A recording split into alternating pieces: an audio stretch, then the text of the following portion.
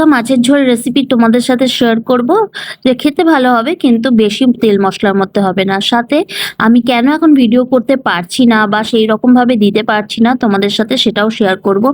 কারণ কদিন ধরে শরীরের অবস্থা, মনের অবস্থা কোনোটাই ভালো নেই। প্রচন্ড খাটনিও হচ্ছে, 4 ননদ এসছে, সাথে আত্মীয় স্বজনরা তো আসছে।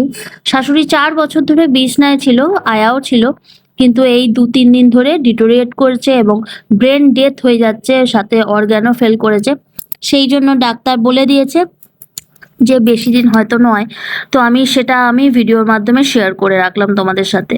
মাছটা কিন্তু আমি নুন হলুদ দিয়ে মাখিয়ে রেখেছিলাম, ভালো করে ধুয়ে নিয়ে আমি সেটা সর্ষের তেলে লাল লাল করে ভাজছি। এতগুলো মাছ আমার দরকার ছিল না, কিন্তু আমি মাছ আর ফ্রিজে রাখবো না বলে আমি সমস্ত মাছ কটা ভেজেই ঝোল করে নিচ্ছি। তো তোমাদের সাথে ভাবলাম একটুখানি ভিডিওর মাধ্যমে শেয়ার করি। আলাদা করে তো আমার ভিডিও করা হচ্ছে না, এইভাবে যদি আমি ভিডিও করতে পারি তাহলে যদি বা একটু হবে। তবে এরপরে সেটাও আর হবে কিনা আমি ঠিক জানি না। তাও আমি চেষ্টা করছি, যেহেতু এখন ভিডিও না করলে ঠিক মতো করে সব রেড হয়ে যায়, সেটা তো তোমরা জানো, যে সমস্ত কন্টেন্ট ক্রিয়েট করো সব বন্ধুরাই জানো এই কথাটা। সেই জন্য চেষ্টা করছি, কারণ কষ্ট করে যখন কোনো কিছু করা শুরু হয় না, সেটা হঠাৎ করে যখন খারাপের জায়গায় চলে যায়, মনটা ভীষণ খারাপ হয়ে যায়। যতই হোক পরিশ্রম তো করি, যখন আমি চেষ্টা করি, সময় পাই, নিশ্চয়ই আমি নিজের মতো করে চেষ্টা করি।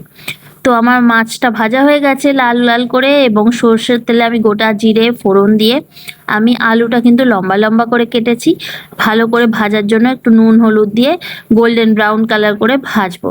আলুটা একটু ভাজা ভাজা যখন হয়ে যাবে, আমি কিন্তু তখন বাটনাটা দেবো। আর বাটনার মধ্যে আমি দিয়েছি শুধু কাঁচা লঙ্কা, আদা আর টমেটো, ব্যাস। আমি আর বেশি কিছু তেল মশলা ব্যবহার করছি না, কারণ এখন পরিস্থিতি, বাড়ির সবাইকেই সুস্থ থাকতে হবে।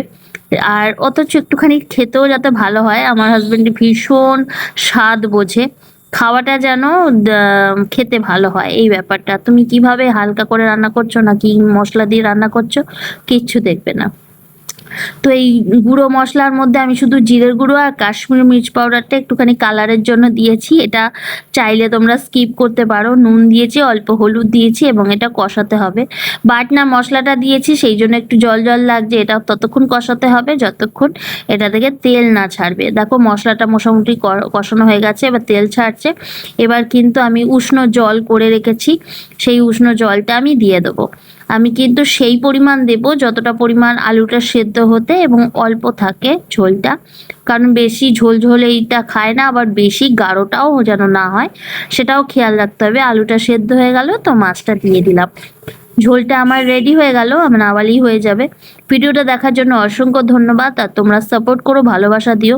এখন ভিডিও করতে না পারলেও পরবর্তীকালে তোমাদের যেন পাশে পাই। আমাকে সাপোর্ট করো, ভালোবাসা দিও। ভিডিওটা ভালো লাগলে লাইক করো। টাটা।